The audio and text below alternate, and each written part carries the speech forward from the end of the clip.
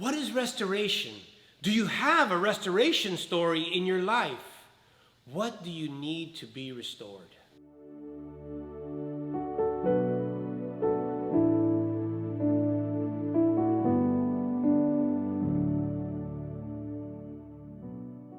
Welcome to PSA. My name is Felix if you're new around here. And if you're back, thank you. So this week, our family hit a new milestone. It may sound a little shallow at first, but I'm going to confess some stuff, unpack a story, and share this verse from the scriptures that started out as a prayer and later would become a victory chant.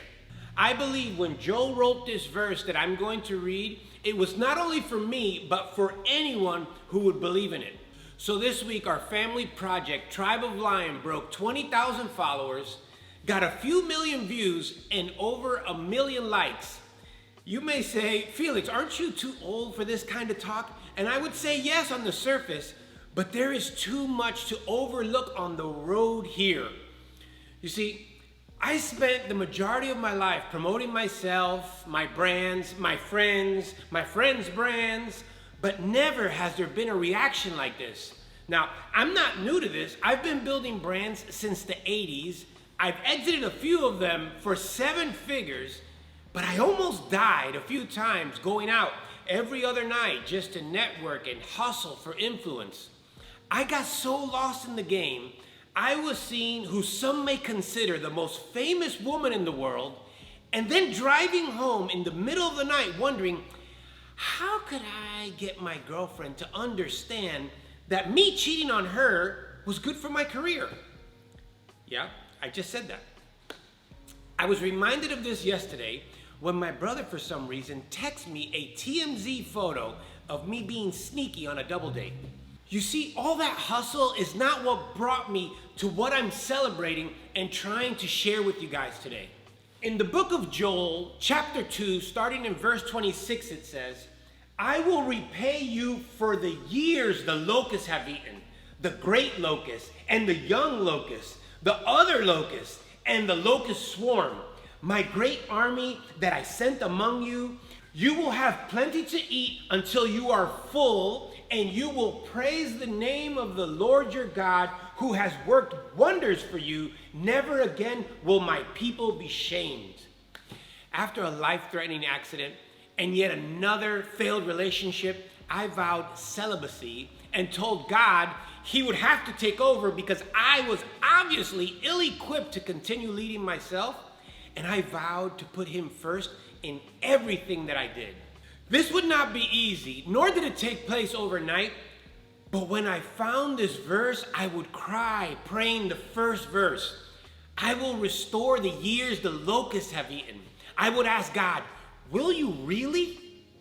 I would pray, if you would have a woman for me, God, please get me ready so she can see me and reveal her to me when I am worthy. These edits I first made, they were a little easier. No more women on flyers. Sorry, ladies, I had to go there. Nowadays, it would probably be OnlyFans. Let's just put it like this. If you're selling access to yourself in intimate imaging that shows you wearing something less than you would comfortably walk to the grocery store in, it is prostitution. I know, it's harsh, but you can thank me later. My wife has never been as messy as me. She has better taste than me, and she too has had great successes on her own. But when we took what she knew and we took what I knew and we aligned it with God's vision and we sprinkled a little purpose on everything we were producing, everything changed. Proverbs 18 says, he who finds an influencer finds a good thing. Just kidding. I just wanted to see if you were listening. Proverbs 18:22 says, he who finds a wife finds what is good and receives favor from the Lord. You might be, it's easy for you to say, Felix. I admit, I know it's easier read than done. But listen, even if you're not a Bible believer or Bible scholar, statistically, people with more partners are more likely to split up. People who have lived together before marriage are more likely to get divorced. The more times you break up, the easier it gets to do it. So how is your relationship going to be strong enough to withstand the urge to just split up again when the times get tough? The discipline to abstain will give you the strength to withstand the challenges your relationships will bring you with God's help. The more people you are intimately with may be devaluing the last person you want to be with, because you are always going to be comparing them to everyone who came before them. Now, back to the scriptures, unfortunately, there is not a blueprint for having girlfriends, and nowhere does it say or condone friends with benefits. It just says wife. Obviously, ladies, you too are doing well if you find a man of God. Not just a guy with a Jesus piece or a cross tattoo or maybe a scripture across his chest. That won't save him. Only Jesus in his heart will. I would suggest you both find someone who loves God more than they love you. Make sure you're next, and you both respect biblical boundaries until your wedding night, and watch what magic God will do with what you two create with him in the center of it. In closing, I want to remind you, I share nothing on here based on opinion.